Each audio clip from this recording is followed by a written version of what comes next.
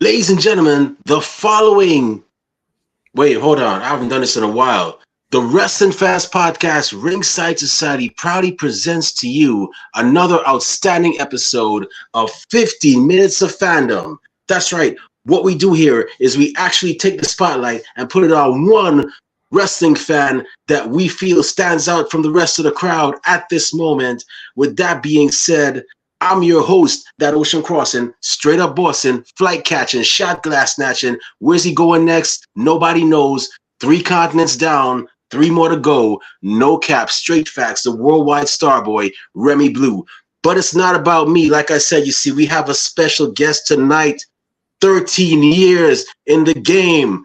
That's right, the podcast game.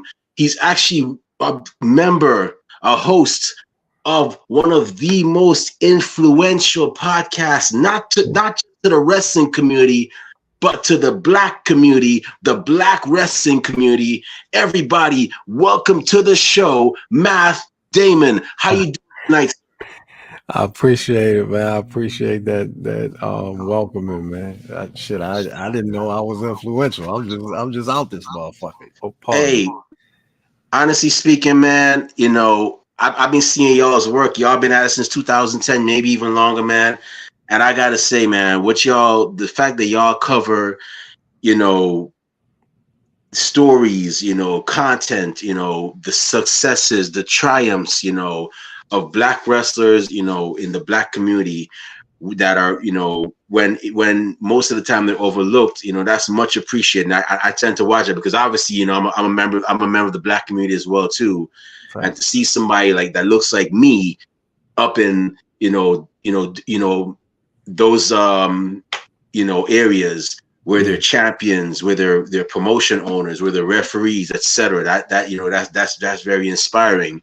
And then to see, you know, y'all doing y'all's thing, it's like, you know, definitely got to big y'all up, man. 13 years in the game, going on 14, you know, I got to give it to y'all, man. Like y'all definitely, you know, are very much appreciated, man. We appreciate. I appreciate that. I'm speaking for the rest of the crew. I gotta correct you though. Black Rasslin has definitely been around that long. But shout out to my brother. My brother Cal was the foundation. Me and my cousin came in a little bit after that, and we've been rolling ever since. So we're pushing like 7 at the moment, but I appreciate that. That's the reason why we got into what we do. This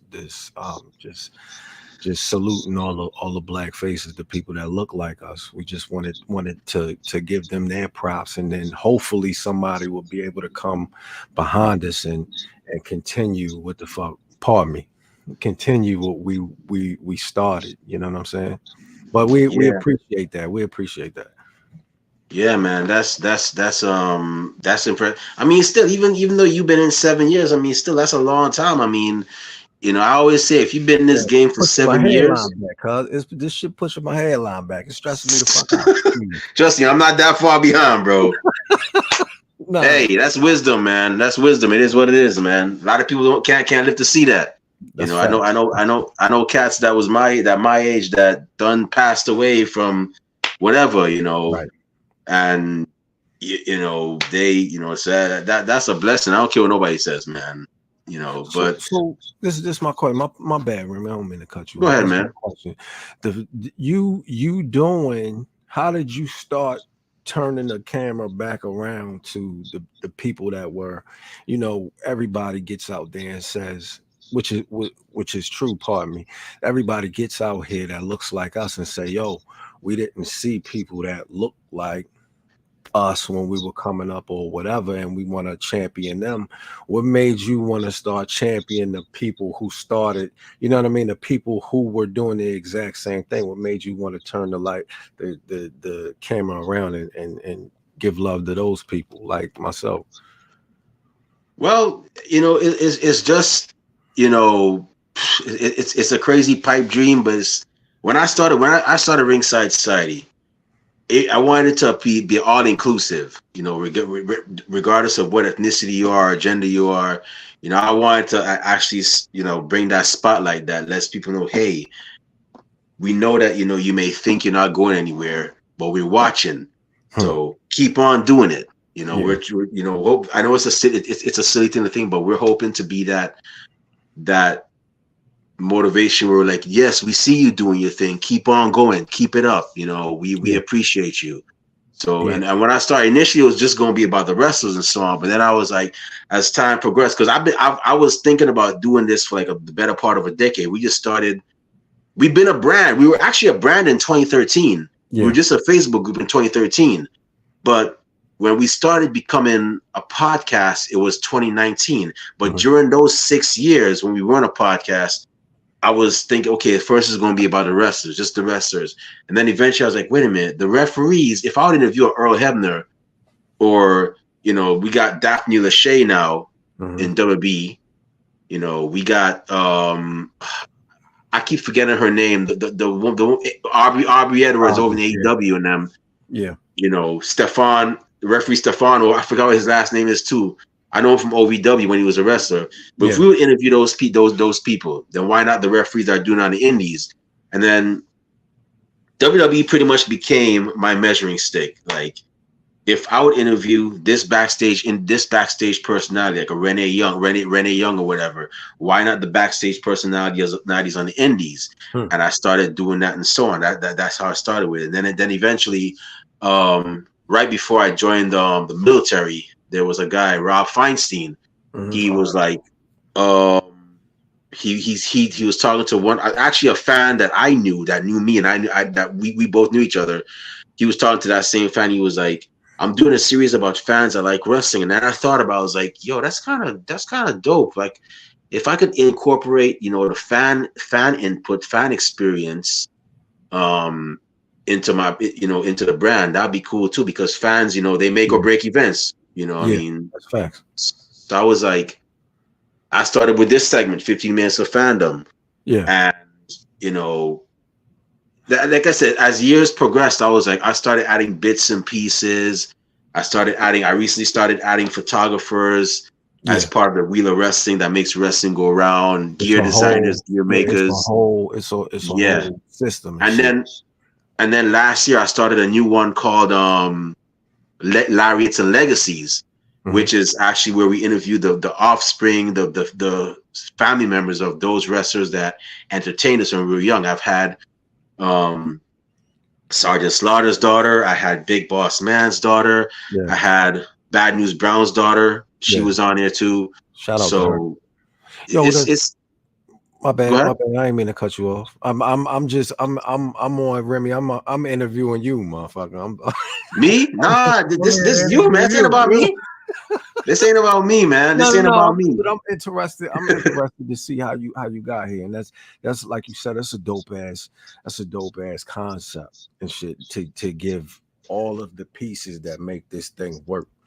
And so pretty much. Essence, on that side, I'm so on one side we're doing the spotlight, but the other side we're giving the fans like stories from each side, from all angles. Because some fans think, oh, it's easy to be a wrestler. No, it's not. It's easy to be a referee. No, it's not. Yeah. You know, I was once a timekeeper for Capital Championship Wrestling before they went out of business. Yeah. And I found out even with that, you gotta focus too. So what we're trying to do is also give fans stories from all different parts of wrestling. You know, even with Black Rasslin now, you know what I'm saying? You guys, you know, 13 years as a brand, you know, some fans think it's easy to go to go and do a podcast in 13 years. No, it is not. No, it is not. Trust me.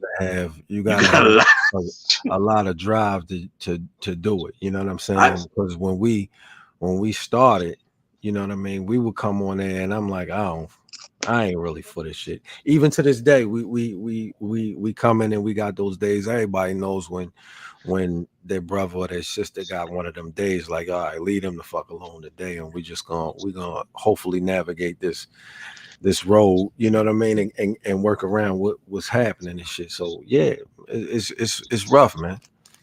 Yeah, man. So that's basically what we do, man. So. But yeah, but I gotta ask you, man, how did you become like a fan of wrestling, man? Like, what was the event, you know, or the pay-per-view that got you started? So you gotta understand, a little bit older than some of the folks that occupy this space. And at the time, you know, as a youngin, you would get together. I would get together with my cousin.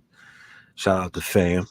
And we would, him being older than me, he already knew what it was. We're gonna turn this on, and we're gonna sit back and watch King Kong Bundy and motherfucking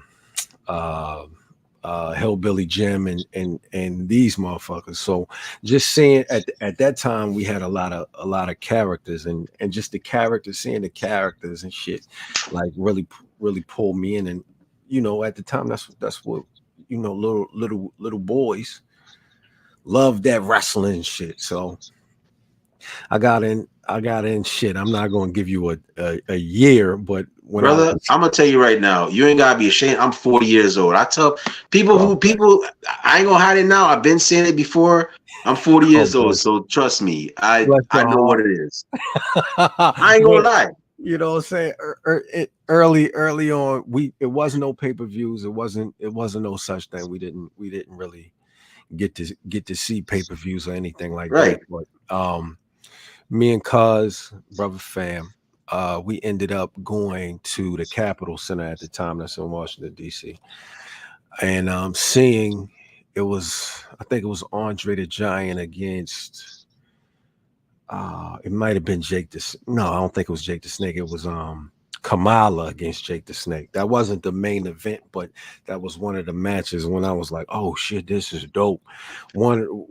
I was scared to death of Kamala, but I just loved the atmosphere and love what was seeing the motherfuckers, and pardon me, seeing the people in the ring doing their thing. So early on.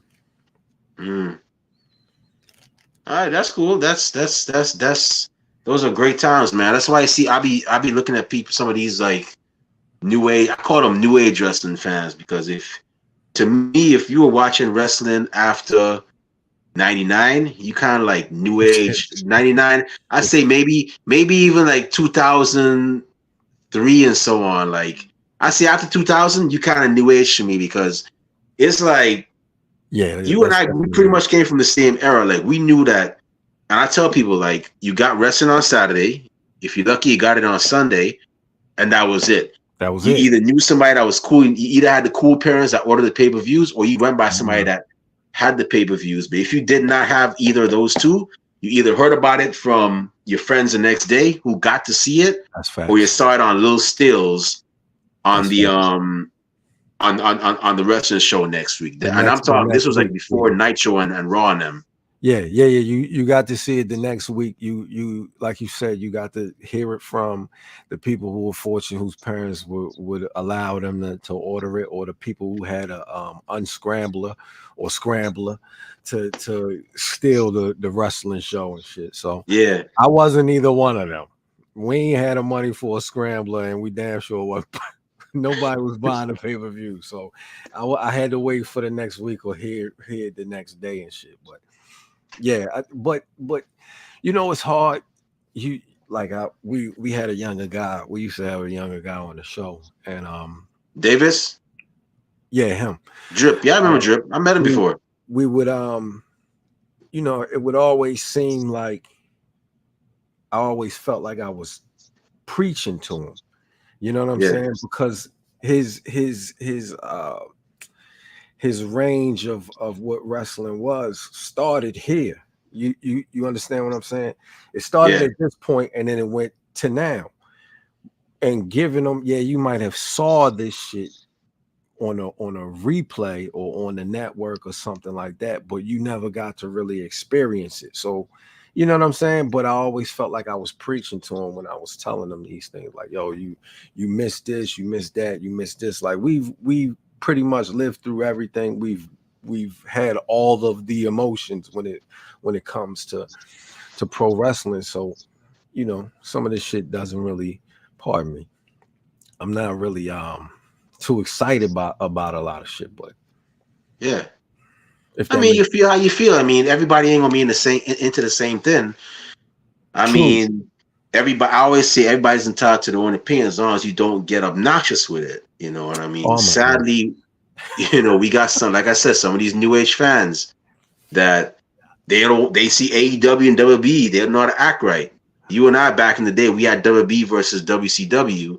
You liked what you liked, but you weren't like, yeah, WCW and WWE and you're spray painting stuff all over the promotion you don't like. Like we didn't really do all that. That's a bit extra right there. That's true, but like I kind of lost where I was, but I'm not gonna fault him for that.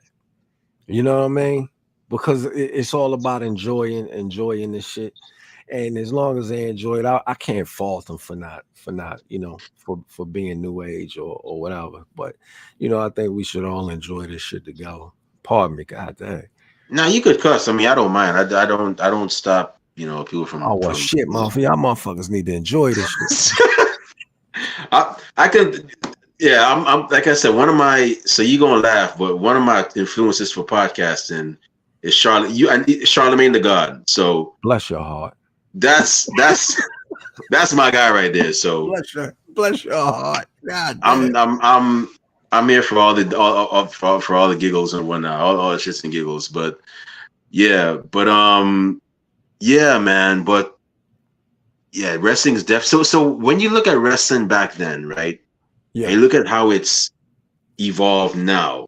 Like, I mean, you don't just have wrestling like only on weekends now. You have it like pretty much 24/7, 365. And that's just the mainstream. You got like the indies still doing their things now too. Like, and you see like all these outlets like IWTV, you got Fight, you got YouTube and Title Match in them. They pumping out content like crazy. Like what's your mindset when you see all that compared to when you first started, years ago? It's fucking overload on some of it. You know what I mean? Shout out to my family, first of all.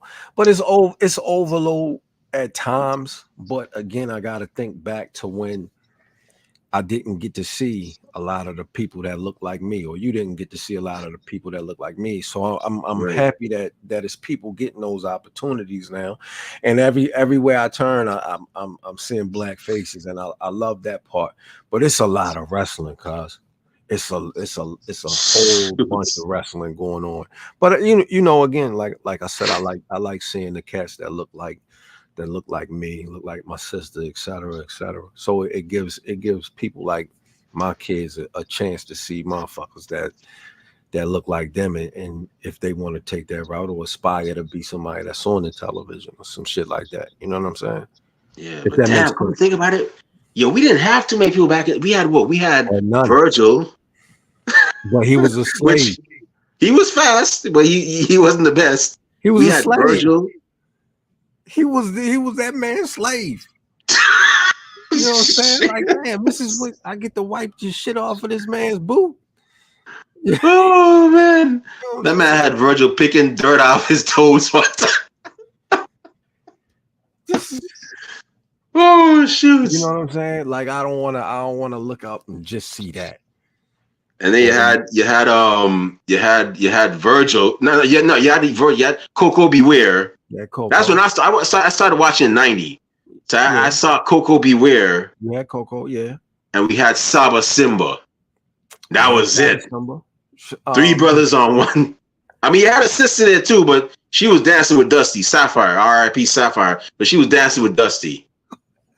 Wait. And maybe, I gotta ask y'all, is Sherry considered black? Sherry Martel. I thought she was black when I was younger. I thought Johnny B. Bad was black. Nah, she's not. That's convincing. That's convincing. I thought PN News was black. That's a white man saying, yo, baby, yo, cultural appropriation. I'm not mad at it. He looked like people that's in my family. So I said, just fuck it. I'm gonna take on, well, like Cuz says, we had SD Jones, we had JYD. Well, JYD might have been on his way out when you started watching. Junkyard Dog might have been on his way out. Yeah, he was gone by then. He was in WCW probably.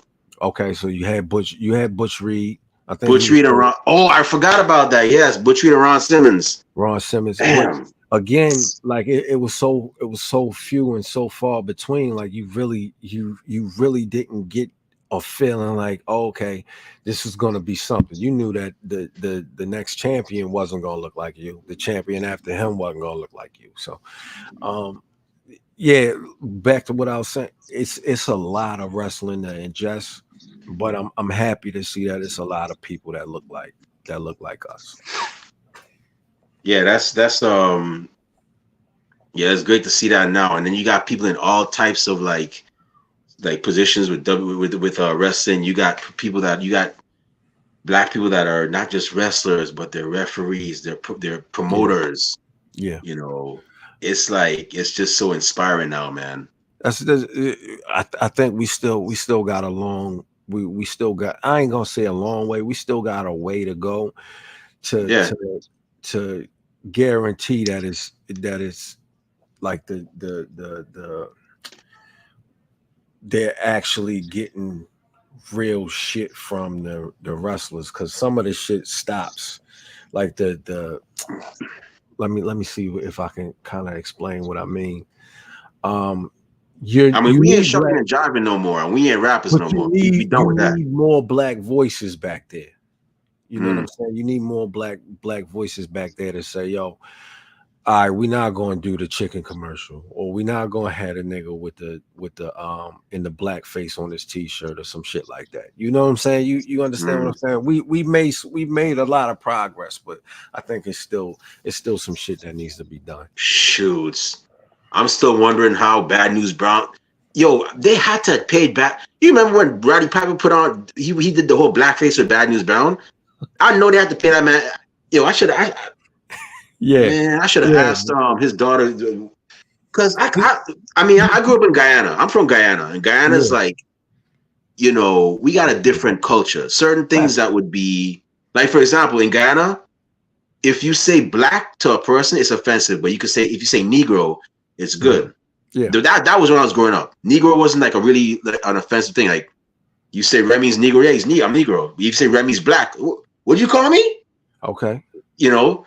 But over here, it's the other way. If you call somebody Negro instead of black, it's trouble. You know what I'm saying? Like, you better be from that same community if you're gonna say that. Understood. But not to digress, like when I saw that, I was like, okay, he's imitating Bad News Brown. But it wasn't until I started living over here, I'm like, oh snap, yo, Roddy Piper messed up big time. Yeah, you can't. That really wasn't the move. That definitely wasn't the move on the biggest stage of them all. It's WrestleMania. You know what I'm saying? And the build up to that, you paint half of your body black. I thought it was a wild violation. But you know, you still get people outside of our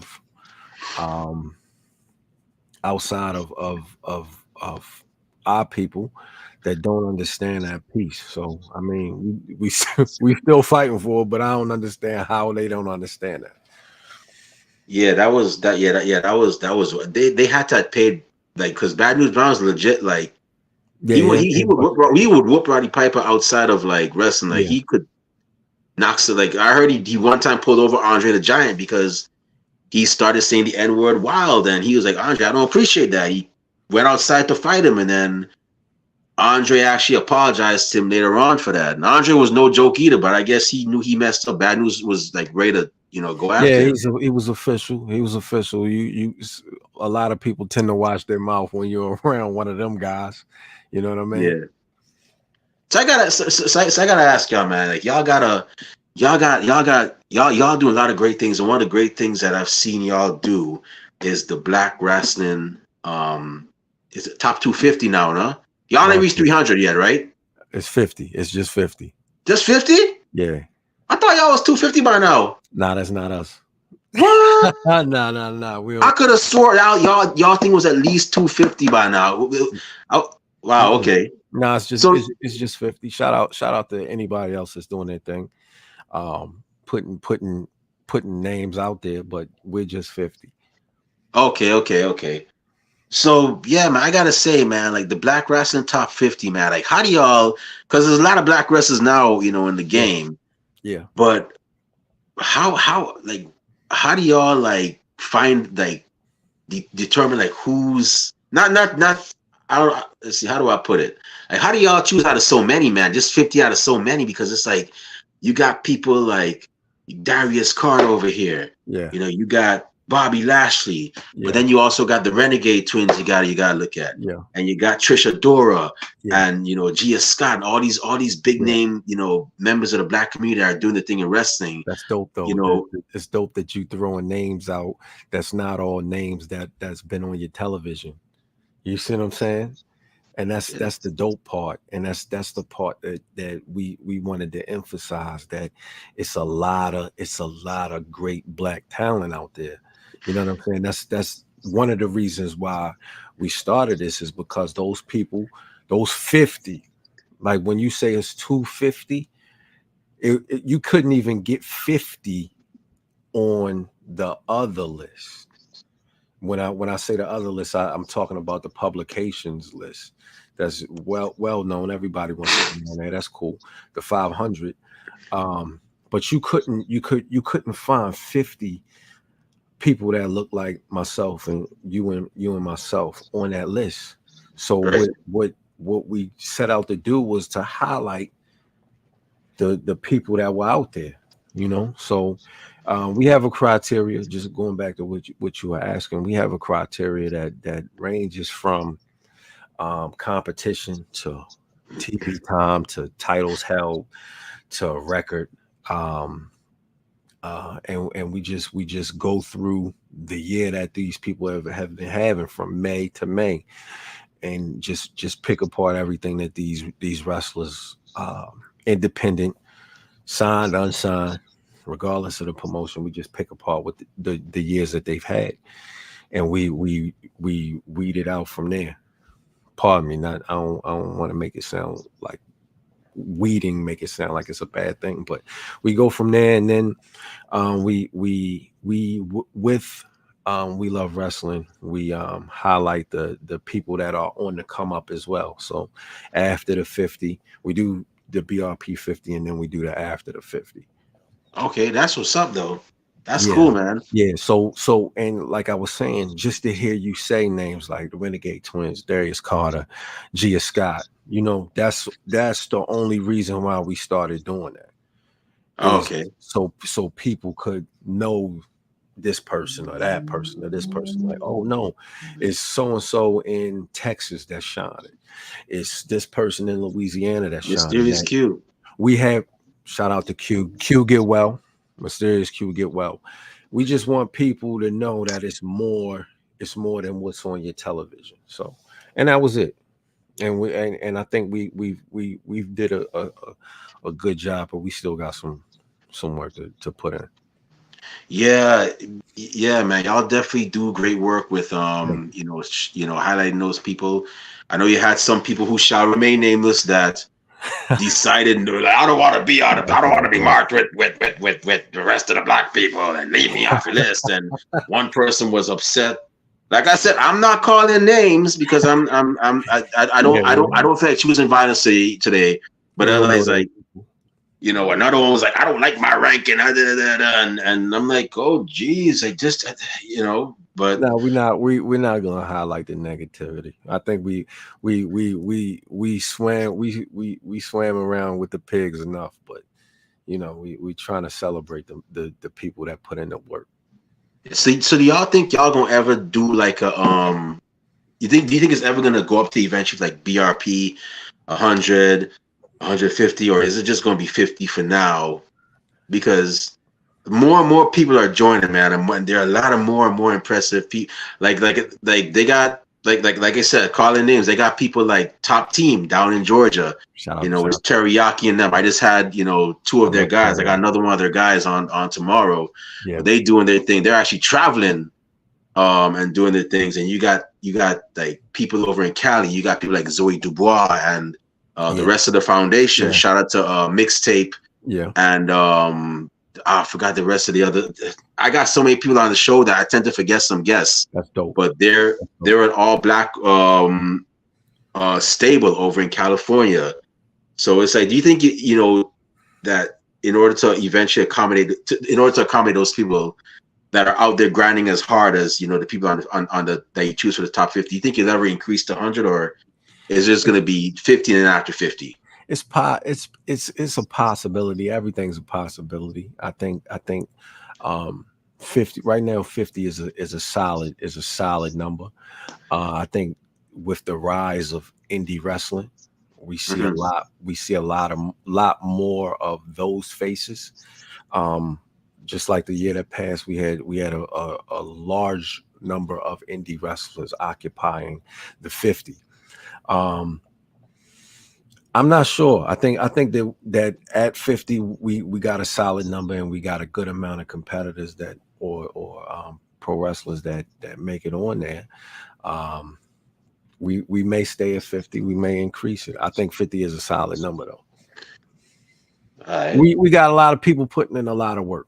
It's a lot Oh of yeah, people putting in a lot of work, definitely. and when you I feel like you dumb down the importance of things when you include when every you know what I mean. I don't Right. mean to uh, slight anyone, but 50. A lot of times when people see like, oh, okay, it's 50, let me go see why this motherfucker is number 35. You know what I'm saying? Right. Yeah, So that's cool though, man. But yeah, I look forward to seeing the next BRP 50, man. I know y'all definitely going keep putting us on to more and more we hope. I hope members so. of the community that have been doing the thing in pro wrestling and whatnot. And that's a really great thing. Like I said, man, y'all definitely keep on keeping on, man. Like Thank you. I Thank look forward to seeing y'all put out more stuff and whatnot. So I gotta ask you, man. So Black Rasslin, man, y'all are like my two sources for like anything going on with like black wrestlers. you. Oh shit. There's you, and then there's also Black Wrestling Alliance. I don't know if y'all ever met. Y'all probably did meet each other. Yeah. Shout out to I We think Days is his name over in England. we never met, but we have he was actually the first collaborator for the After the 50. Okay. So yeah, so BRP and the Black Wrestling Alliance, we have collaborated before, and shout out to them. They were one of the reasons why. Um, just seeing them highlight a lot of uh, unsigned unsigned I don't want to say acts, but unsigned wrestlers is one of the reasons why we started throwing everyone out and wanting people to support. All right. So I gotta ask you, man. I'm a ask you pretty much 1/10 of 50. I'm gonna ask you this. So, what are 5 moments? You're a black wrestling fan. I'm a black wrestling fan too. We always say, representation is important. It's Mhm. inspiring. It's motivating. What are 5 moments in black wrestling history that made you pretty much be like, yo, it is a great time. Ha! It is a great time for brothers and sisters. I'm gonna say one, of course, Ron Simmons winning the title, the WWE Damn. championship. One, you see, I um, had to say it. I had to say it. yeah, that's funny as shit. Two would be I'm gonna put it high up there. Was Kofi winning the title. Three would be the nation of the nation of domination. Just seeing the nation of domination on TV, being that they were the majority black, throwing the fist up, walking around like the Nation of Islam. I thought that was dope for me to see. Um, I'm gonna say I have smaller things that I thought was super dope, like seeing Jazz in the WWF, coming from ECW and being like the strong, like she was a super strong black woman. When I saw, I'm like, damn, this is like the epitome, her and Jacqueline. But seeing Jazz made me like, oh shit. And then she busts Trish Stratus ass on Arrival. I thought that was dope. So I'm gonna throw that on there. One of the things that really got me was seeing the rise of Booker T. So it's not really a specific moment, but seeing how Booker T came out of being a tag team wrestler into a singles competitor, and seeing him do things that I only saw Too Cold Scorpio do. So when he first hit the Harlem Hangover, I thought this was like amazing. Like you know what I mean? He did the front flip into the front flip. I remember that. That right there was like I'm like, oh, he's gone. He's through the roof. Like he's a rocket. He's out of here. So seeing that and seeing him win the United States Championship, I thought that was phenomenal. You know what I mean? And then so that's not a specific moment, but seeing him rise through the ranks was dope as shit for me. And then seeing Sasha and Bianca. I mean, I almost cut you, but speaking of Booker T, I'm a down this hill. Stevie Ray should have gotten a singles title run. I'm gonna say that right there and then. Really, you stand on that? The brother had the size. He did. He had the intensity. He did, but they put him with. He didn't need to be with no Big T. Come on, man. Harlem Heat 2000. Come on, man. And the No Limit Soldiers and whatever the hell else. He didn't need all that. He could have been on his own. Slapjack like a mom. Yeah, he would have been a great heel. He was a great heel already, but you know what I mean. When you take away the star, I didn't like that they took him, that they separated him. That's the part that really, like, he couldn't get the title and still rock with his family. Yeah, but I'll tell you, you want one of my favorite moments, aside from so one of my favorite most hilarious moments was when Junkyard Dog put a whooping on a Harley Race at WrestleMania 3 when he tried to make that man bow. Yeah, he bowed, then he put a whooping on him afterwards. But my favorite moment, and I don't know if the sisters caught this. I don't know, but I hope they did. Was when Bianca and Naomi, they were actually on the verge of being eliminated from the Royal Rumble, and they were fighting. That was dope. And I watched that. I was like, yo, and I don't know what it was, but like I paid close attention to that. And all of a sudden, you know, they were like, okay, we're not getting nowhere fighting each other. Let's help each other up. That was dope. Yeah. And they helped each other and got back in the ring, into, you know, the ring and you know, competed. They stayed in the Royal Rumble for a bit more. Yeah. And I was like, wow, that's like, we fight against each other. We ain't going nowhere. If we, you know, come together, we gonna go places. You know. And that's another thing. That's another hill I'm willing down. I think Bianca and Naomi, and throwing B-Fab there could have been something great. Bro, if I was booking for WWE, they would have been like the TLC of WWE. I guarantee you. Okay. So how I would have made them, because I wouldn't have made them overtly sexy or anything. Like they would have just been like three sisters hanging out, kicking butt, taking names, having a good time, like the New Day. Sort of. But I would have made them a bit more like urban, kind of like. You know how TLC was. That was like Swole. Who I can't remember who Swole's. It was Swole, Referee Daphne, and Ayla Fox and shit. Their squad was sort of similar to that in the Indies. If you go back and check that out, they had a decent squad too that held some titles and shit. So that would have been like you. I'm with you on that. I would have liked to see that as well. That would have been good. They're not acting. You know how they put the stereotypical black person, all urban and ghetto or not. Like, no, these are three educated women. This is what I'm saying. You need that are just having fun back there. You need more black voices to avoid any of that shit happening. And you know the sad thing about this, I almost gave up on New Day because when I saw Crime Time, but then I was like, okay, but why we? First of all, I live in New York. Ain't no New Yorker going, money, money. You go to the wrong person. You go to the wrong hood in New York, East New York, saying money, money. yo. They're gonna be like, oh, yo. Hey, hey, bro, come in. I gotta talk to you.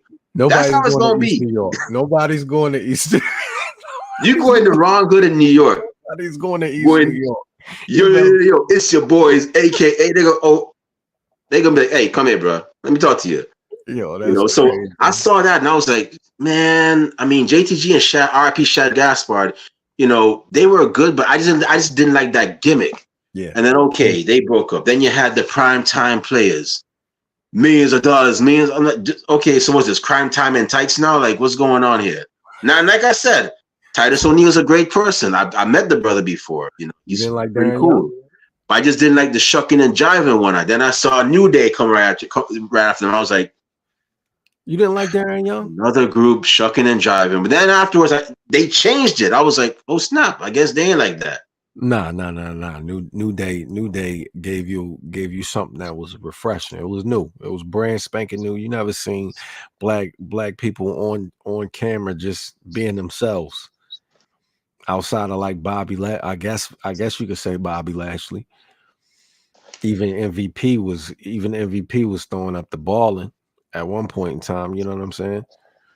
That's another guy who should have been world champion, but I'm not. That's another story.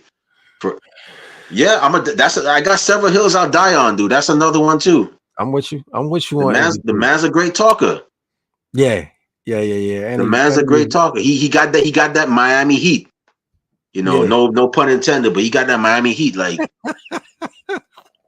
And I would know because I lived near Miami for 7 years too. So trust me, he was young. He definitely should have been up there. And he was athletic as shit, and he could talk. He could wrestle. You know what I mean? He was legit a tough guy. So yeah, I could see that. But that was around the same time as John Cena, right? Yeah. That was Cena came what 2000. He started 2002.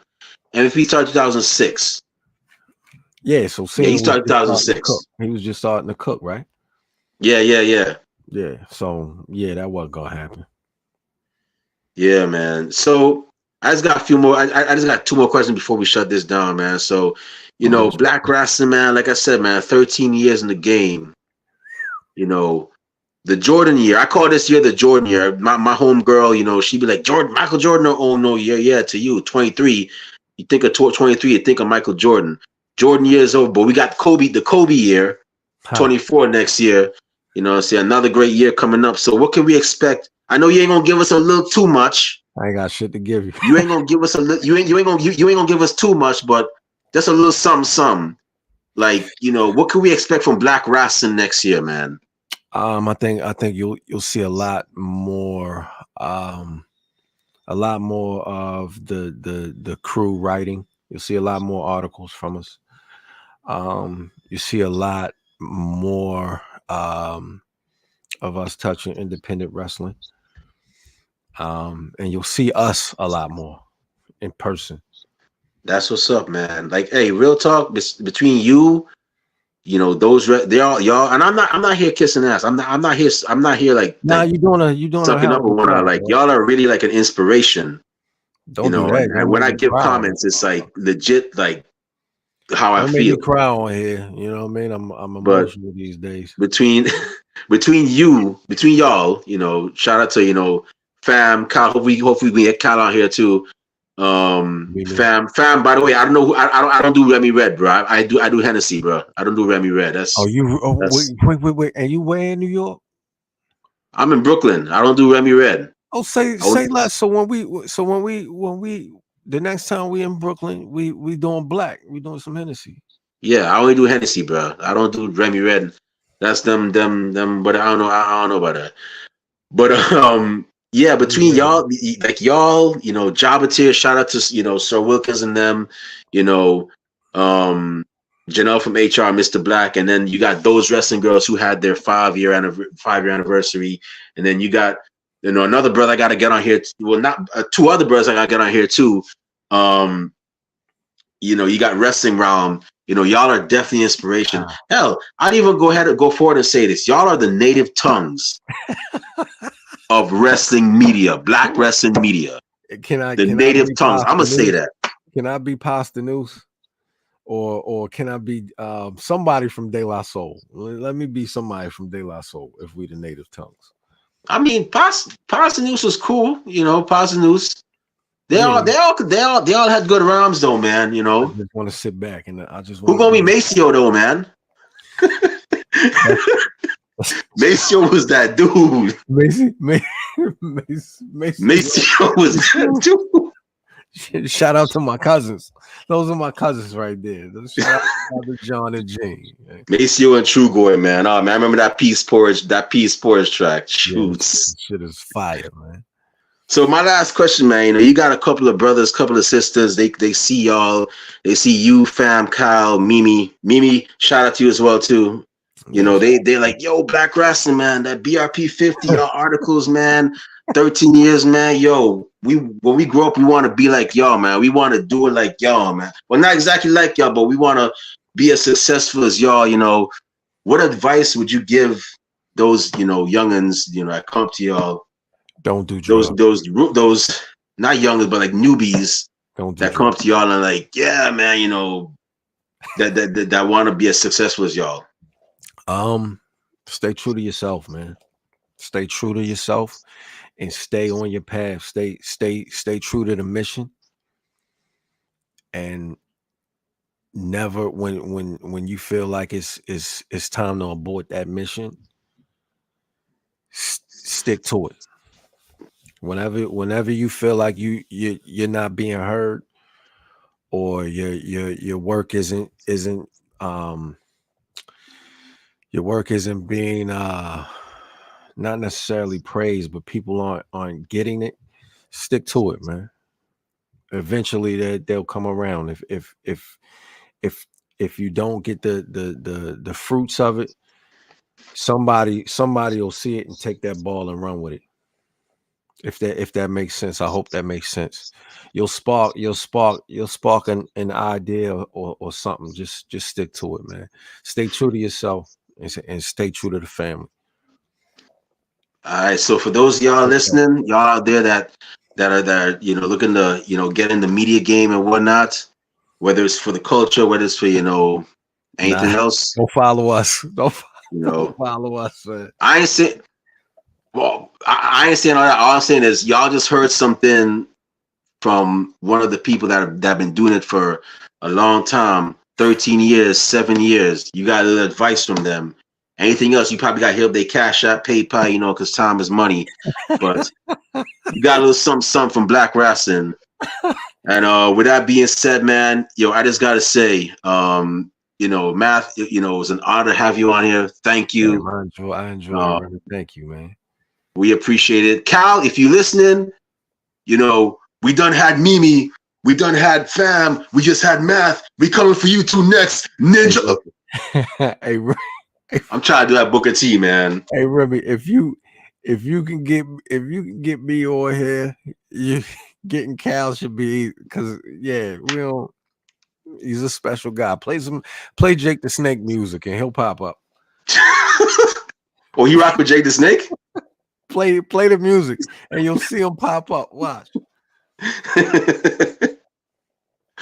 See? Oh, shoots. My bad.